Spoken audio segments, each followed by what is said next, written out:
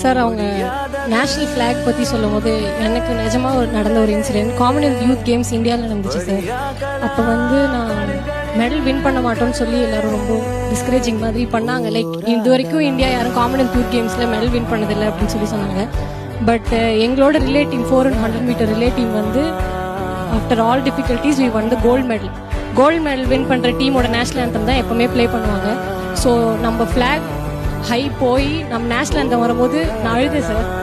எனக்கு வந்து அது கண்ட்ரோல் பண்ணவே முடியல. ஏன்னா இவ்வளோ பேர் இருக்க கண்ட்ரியில் நம்ம நேஷனல் ஃபிளாக் நம்ம மேலே உயர்த்தி காட்டியிருக்கோம், நம்ம கண்ட்ரியை நம்ம உலகத்துக்கு காட்டியிருக்கோம் அப்படின்னு நினைக்கும் போது எனக்கு புல்லரிச்சு எனக்கே தெரியாமல் நான் அழுதுட்டேன் சார்.